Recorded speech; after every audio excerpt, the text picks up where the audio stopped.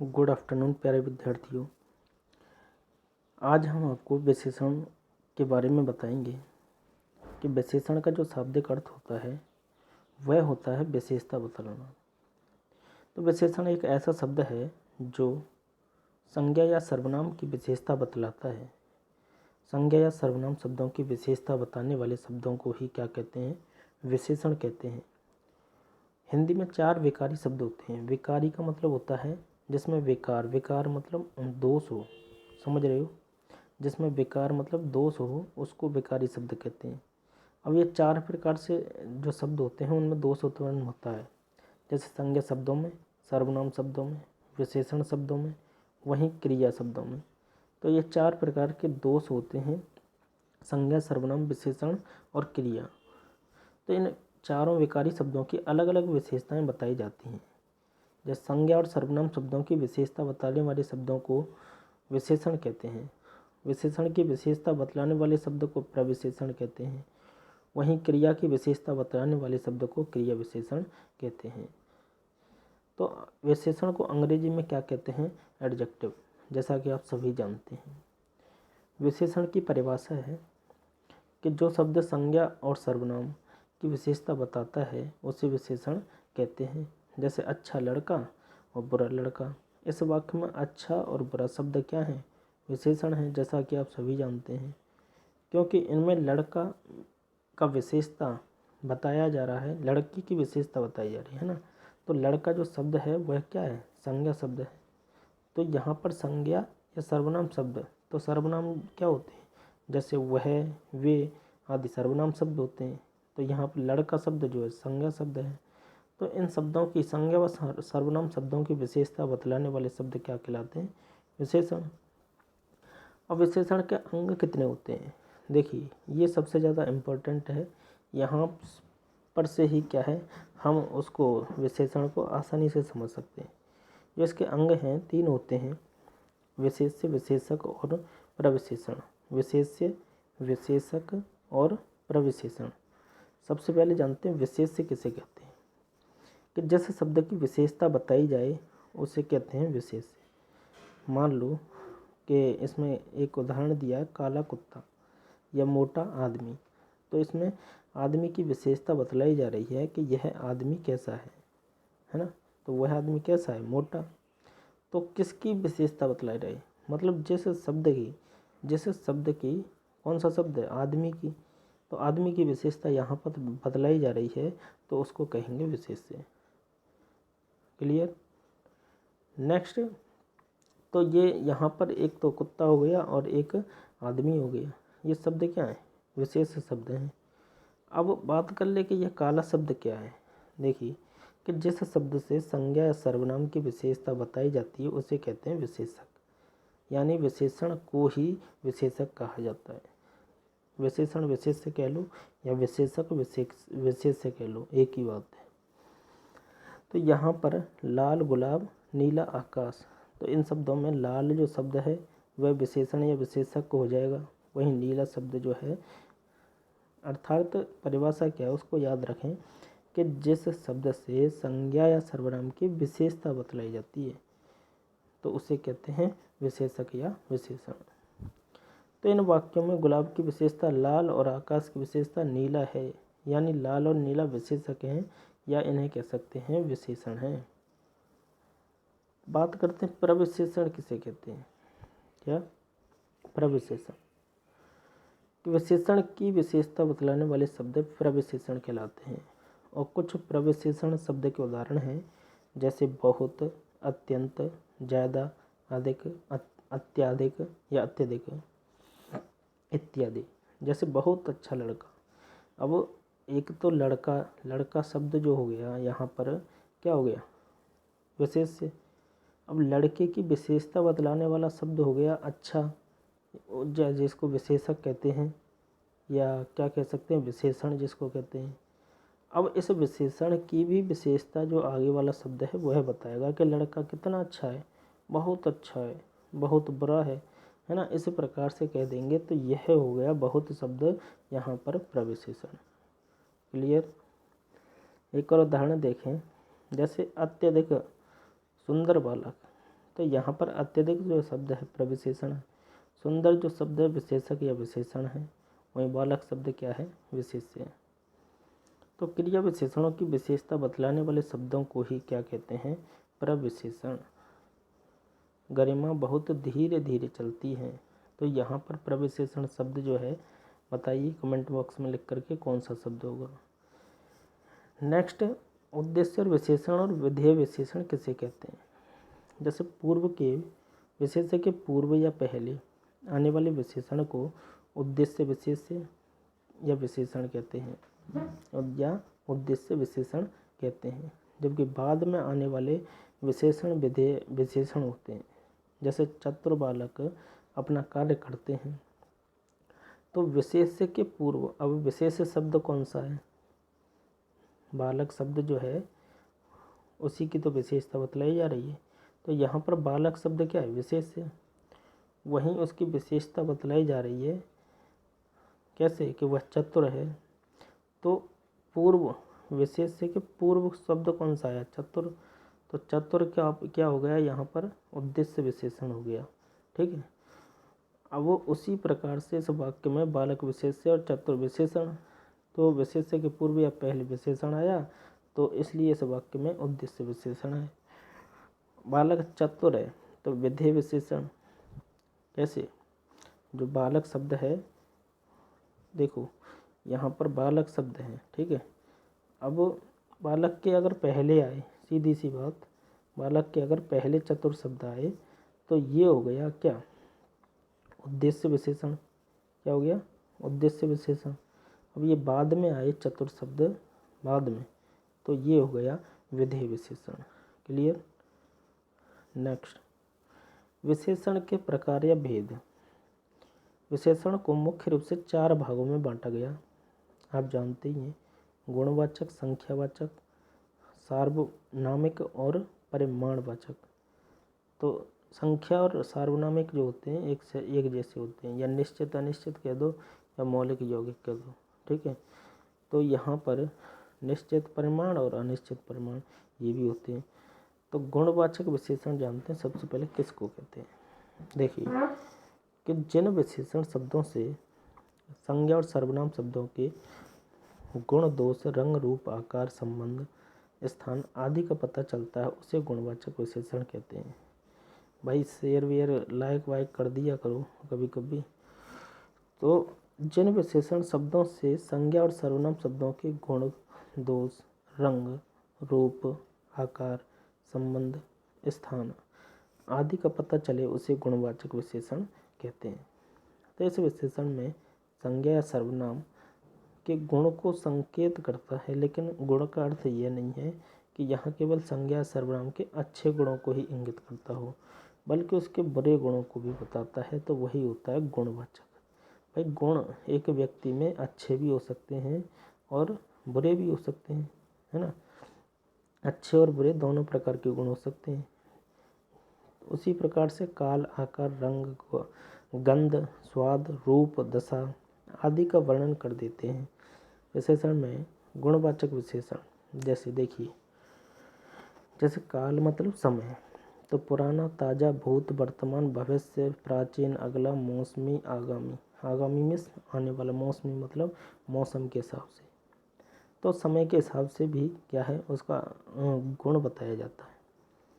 वहीं स्थान विशेष के आधार पर कि जैसे उजाड़, उजाड़ भूमि है ना, भीतरी, बाहरी और ऊपरी, दायां बायां, स्थानीय, क्षेत्रीय आदि।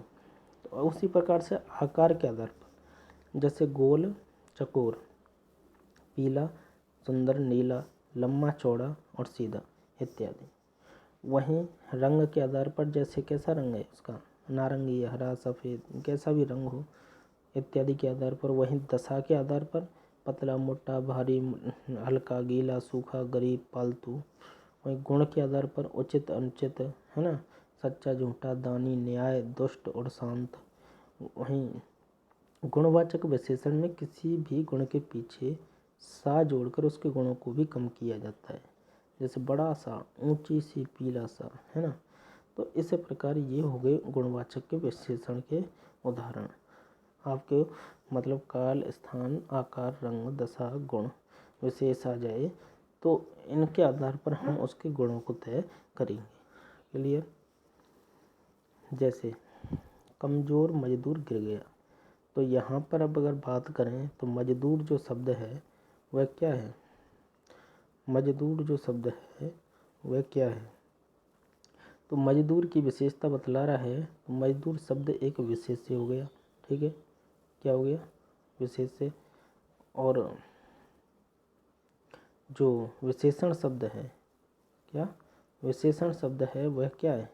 कमज़ोर। कि वह कैसा है? कमज़ोर। तो उसका गुण बता दिया, तो यहाँ गुणवाचक हो गया। ठीक है। हमने पंजाबी गीत गाए, तो गीत और पंजाबी, ठीक है। वहीं बासी खाना, तो बासी यहाँ विशेषण है, खाना क्या है? विशेष्य। उसी प्रकार से ये सब गुणवाचक के उदाहरण हो जाते हैं। अब संख्या, जैसा कि आप जानते हैं, संख्यावाचक मतलब संख्या, कि जिन विशेषण शब्दों से संज्ञा और सर्वनाम शब्दों की संख्या का पता चले उसे संख्यावाचक विशेषण कहते हैं।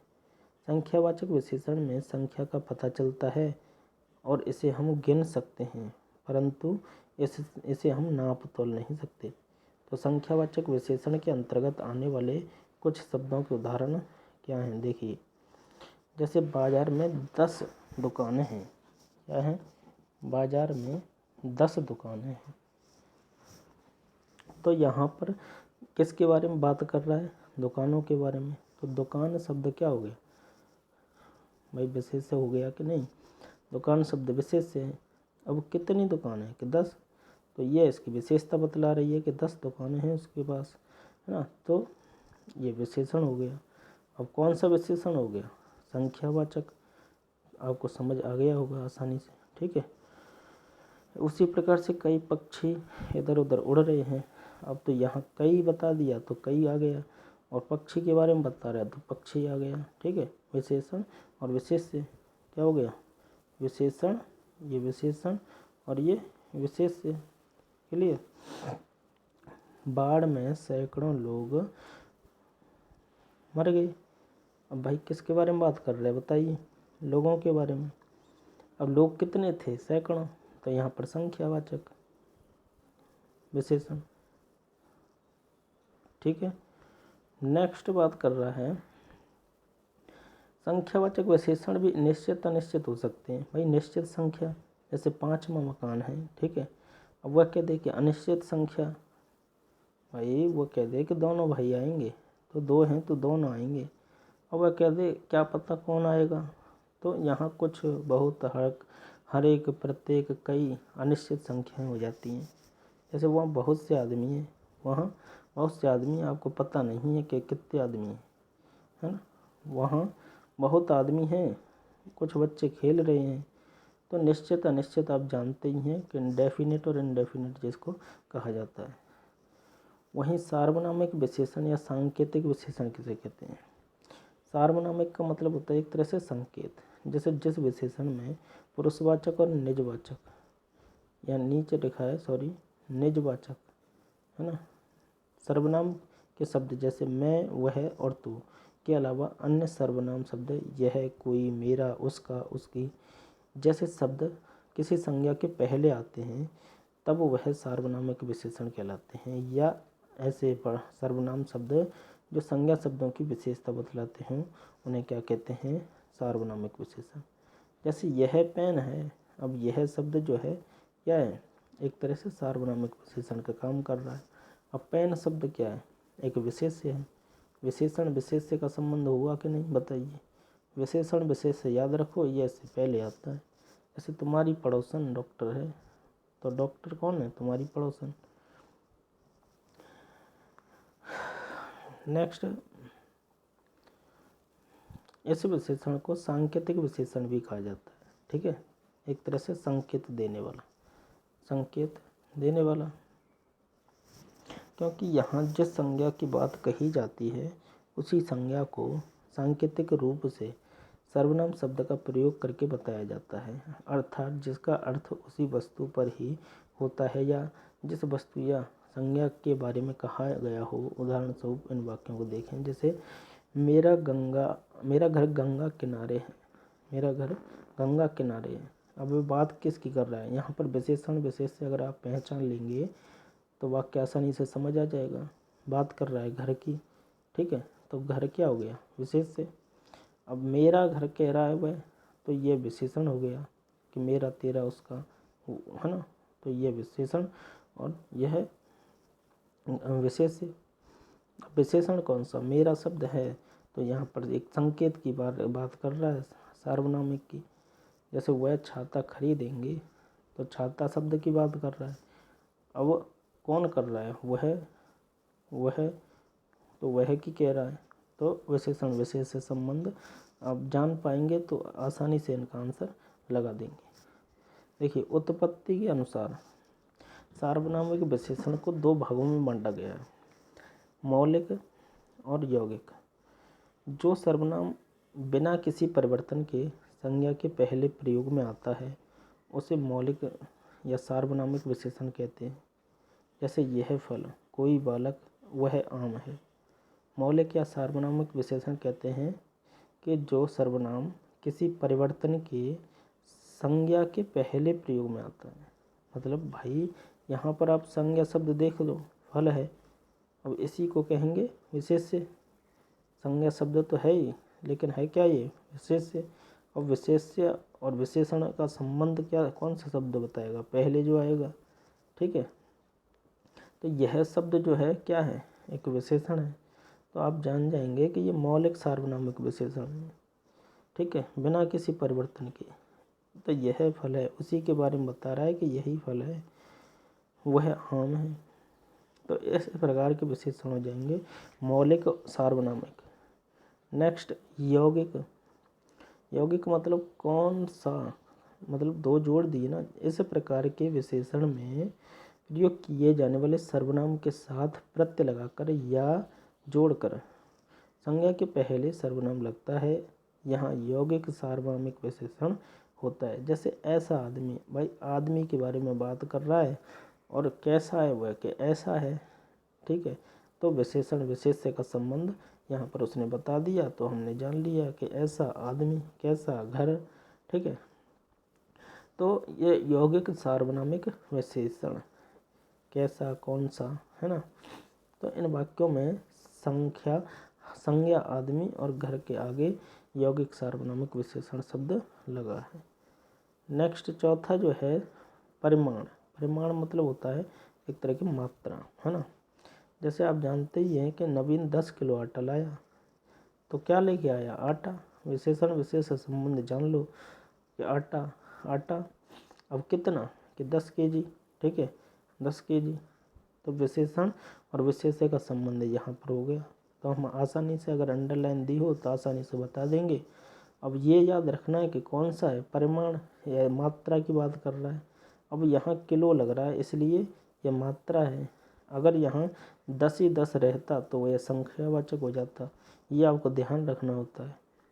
यहाँ 1 मीटर कह रहा है उसने, है ना, 1 मीटर कपड़ा, तो यह एक मात्रा की बात कर रहा है, ठीक है। वह कह रही है परिभाषा कि परिमाण का अर्थ होता है मात्रा। जैसे शब्द या जिन विशेषण शब्दों से संज्ञा और सर्वनाम के मात्रा का पता चलता है, संज्ञा सर्वनाम की मात्रा का पता चलता है, उसे कहते हैं परिमाणवाचक विशेषण। मतलब अक्सर छात्र जो हैं परिमाण और परिणाम, मतलब परिमाण और परिणाम में अंतर नहीं कर पाते ना। तो परिमाण और परिणाम, तो परिमाण मीन्स होती है मात्रा, है ना। परिमाण मीन्स क्या होती है? मात्रा। अब आप भूलेंगे ना। और परिणाम मीन्स होता है परिणाम। ये आ जाता है, क्वेश्चन पूछ लेते हैं। परिणाम मीन्स होता है रिजल्ट या जिसको नतीजा। जैसे मान लो आपने एग्जाम दिया, आपका रिजल्ट आया, आपका रिजल्ट आ गया, तो यहाँ नतीजा क्या होगा? नतीजा शब्द। तो नतीजा मतलब रिजल्ट। तो आई होप आप समझ रहे होंगे, और जल्दी से जल्दी हम वीडियो को लाइव लाने की कोशिश कर रहे हैं, जिससे कि आप निरंतर हिंदी ग्रामर आदि को कंप्लीट घर बैठे कर सकें लॉकडाउन के दौरान। और आई होप आप सब सुरक्षित ही होंगे। वीडियो को लाइक करते रहें, वीडियो को शेयर करते रहें, है ना, अपने मित्रों के साथ, और ज़्यादा से ज़्यादा बच्चों को जोड़ने की कोशिश करें, जिससे कि आपका अपना चैनल जो है थोड़ा बहुत ग्रोथ कर सके। यहाँ पर एक बात कर रहे थे कि निश्चित परिणामवाचक विशेषण और अनिश्चित, है ना। मान लो कि वही संख्यावाचक जैसे होता है, मतलब 3 लीटर दूध तो निश्चित है ना, मैं बात कर रहा 3 लीटर की केवल। अब कोई कुछ कम ज़्यादा इत्यादि शब्द जो आते हैं वह क्या कह देंगे, अनिश्चित है, क्या अनिश्चित है स्थिति। तो इस प्रकार से अनिश्चित परिमाणवाचक हो जाएगा। कुछ होते हैं तुलनात्मक विशेषण, 2 या 2 से अधिक, जैसे इंग्लिश में होते हैं गुड बेटर बेस्ट, आपने जाना होगा कि 2 या 2 से अधिक वस्तुओं या भावों के गुण, मान आदि के परस्पर मिलान का विशेषण तुलनात्मक विशेषण कहलाता है। देखिए जैसे बैड वॉस्ट, है ना, जैसे श्याम मोहन से अधिक ईमानदार है। भाई बात कर रहा है कि श्याम की, जो श्याम जो है ईमानदार तो है, अब किस से, कि मोहन से अधिक, ठीक है। तो यहाँ पर 2 की तुलना की जाती है, 1 की तुलना तो हो नहीं सकती। जैसे यह सबसे अच्छी पुस्तक है, पुस्तकों में किसी एक को सबसे अच्छा बताया, तो यहाँ पर जैसे सर्वनाम शब्द कुछ होते हैं, तुम तो तुम्हारा हो जाएगा विशेषण, है ना, हम हैं तो हमारा हो जाएगा, मैं हूँ तो मुझसे, कौन है तो कैसा, आप हैं तो आपसा, और यह हो तो ऐसा। उसी प्रकार से क्रिया विशेषणों से विशेषण की भी रचना होती है। जैसे तैरना से तैराक बन जाता है। यहाँ से एग्जाम में क्वेश्चन पूछे जाते हैं कि मान लो आपको चलना शब्द दे दिया, चलना से एक विशेषण शब्द बनाइए, है ना, चलना क्रिया से विशेषण शब्द बनाइए तो चालू हो जाएगा। भूलना से भुलक्कड़, तैरना से तैराक, लड़ना से लड़ाकू, पढ़ना से पढ़ाकू, खेलना से खिलाड़ी। मतलब ये क्रिया है ना। आपको क्या बनाना है, विशेषण जो विशेषता बतला दे। भाई जैसे हम खेल रहे हैं तो खेल एक धातु हो गई, खेलना क्रिया हो गई। अब खेलना से ही क्या खिलाड़ी बन गया कि खिलाड़ी मैदान में अच्छे खेलते हैं। जैसे सचिन बहुत अच्छा खेलता है, खिलाड़ी है, ठीक है, तो उसकी विशेषता बतला दी तो उसको विशेषण शब्द इस प्रकार से बना देना। अव्यय शब्द होते हैं उसको भी विशेषण बनाना है। जैसे पीछे से पिछली, आगे से अगली अगला, नीचे से निचला, और बाहर से बाहरी, ऊपर से ऊपरी। ये बहरी लिखा हुआ है, बाहरी है, ठीक है। इस प्रकार से हमने जाना कि विशेषण क्या है। देखिए कुछ इम्पोर्टेंट फैक्ट यहाँ से भी क्वेश्चन बनते हैं आपके एग्जाम में।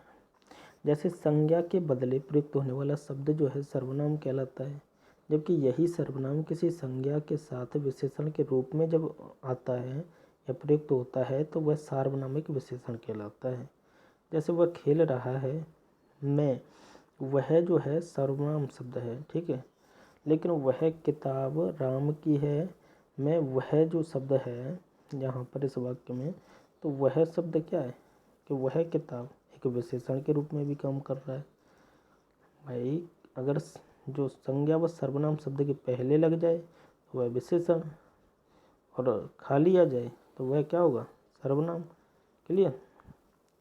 नामिक क्या होता है, देखो नामिक विशेषण कि कभी कभार संज्ञा शब्द विशेषणों की भांति प्रयुक्त होते हैं।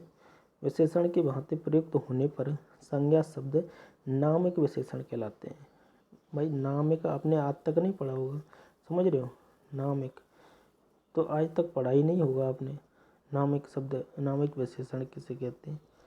तो नामिक का मतलब होता है जो विशेषण की भांति प्रयुक्त होते हैं। कभी कभी जो संज्ञा शब्द होते हैं जो ऐसे लगते हैं कि वो विशेषण खुद ही है। जैसे पटना शहर, भाई यहाँ पर पटना एक क्या है, संज्ञा शब्द भी है और खुद भी एक विशेषण का काम कर रहा है, ठीक है। रामपुर गांव, गंगा नदी, है ना, भारत सरकार, किसान भाई।